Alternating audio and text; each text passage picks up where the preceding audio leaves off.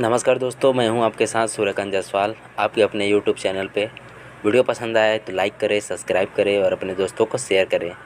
आज हम देखेंगे सामान्य ज्ञान के 25 महत्वपूर्ण प्रश्न जो सभी एग्जाम में बार बार आते हैं। तो आइए देखते हैं पहला प्रश्न है, भारत के किस राज्य का समुद्री तट सबसे अधिक लंबा है? समुद्री तट सबसे अधिक लंबा है वो है गुजरात का। अगला प्रश्न है, भारत का दक्षिणतम बिंदु कहाँ है? भारत का दक्षिणतम बिंदु है बड़ा निकोबार में। अगला प्रश्न है, क्षेत्रफल की दृष्टि से भारत का सबसे बड़ा राज्य है। क्षेत्रफल की दृष्टि से भारत का सबसे बड़ा राज्य है राजस्थान। अगला प्रश्न है, इनमें से कौन सा अक्षांश रेखा भारत से होकर गुजरती है? अक्षांश रेखा भारत से होकर गुजरती है वो है कर्क रेखा गुजरती है। अगला प्रश्न है, अंग्रेज़ों ने अपनी पहली फैक्ट्री कहाँ स्थापित की थी? अंग्रेज़ों ने अपनी पहली फैक्ट्री स्थापित की थी मछलीपट्टनम में। अगला प्रश्न है, रैयतवाड़ी प्रथा किसने प्रारंभ की थी? रैयतवाड़ी प्रथा प्रारंभ की थी सर थॉमस मुनरो ने। अगला प्रश्न है, सहायक संधि का सिद्धांत किससे संबंधित है? सहायक संधि का सिद्धांत संबंधित है लॉर्ड मैकाले से। अगला प्रश्न है, भारत में किसके समय में सबसे पहले जनगणना हुई थी?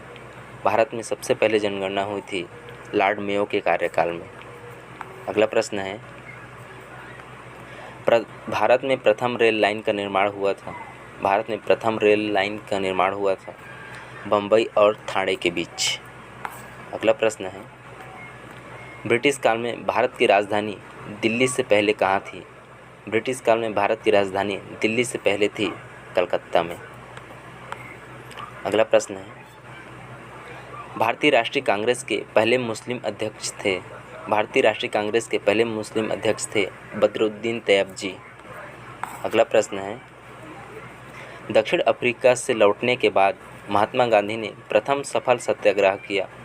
दक्षिण अफ्रीका से लौटने के बाद महात्मा गांधी ने सफल सत्याग्रह किया था चंपारण में। अगला प्रश्न है,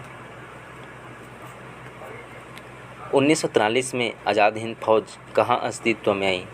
1943 में आज़ाद हिंद फौज अस्तित्व में आई थी सिंगापुर में। अगला प्रश्न है, गदर पार्टी का नेता कौन था? गदर पार्टी के नेता था लाला हरदयाल। अगला प्रश्न है, अखिल भारतीय कांग्रेस कमेटी के प्रथम महिला अध्यक्ष कौन थी? अखिल भारतीय कांग्रेस कमेटी के प्रथम महिला अध्यक्ष थी एनी बेसेंट। अगला प्रश्न है, महात्मा गांधी को सर्वप्रथम महात्मा किसने कहा था? महात्मा गांधी को सर्वप्रथम महात्मा कहा था सुभाष चंद्र बोस ने। अगला प्रश्न है, इनमें से किसने नालंदा विश्वविद्यालय का भ्रमण किया और वहां अध्ययन किया? नालंदा विश्वविद्यालय का भ्रमण और वहां अध्ययन किया था हेन सांग ने। अगला प्रश्न है, तराइन का द्वितीय युद्ध कब हुआ था? तराइन का द्वितीय युद्ध हुआ था 1192 ईस्वी में। अगला प्रश्न है, पृथ्वीराज के दरबारी कवि का नाम क्या था? पृथ्वीराज के दरबारी कवि का नाम था चंद बरदाई। अगला प्रश्न है, कुतुब मीनार का नाम किस सूफी संत के नाम पर रखा गया है? कुतुब मीनार का नाम रखा गया है कुतुबुद्दीन बख्तियार काकी के नाम पर। ऑप्शन ए सही होगा। अगला प्रश्न है, इनमें से किस भक्ति संत के प्रचार के लिए सबसे पहले हिंदी का प्रयोग किया था? हिंदी का सबसे पहले प्रयोग किया था रामानंद ने। अगला प्रश्न है, चैतन्य महाप्रभु किस संप्रदाय से संबंधित है? चैतन्य महाप्रभु जिस संप्रदाय से संबंध है वह है वैष्णव संप्रदाय। अगला प्रश्न है, भारत में चिश्तीय सूफी मत को स्थापित किया।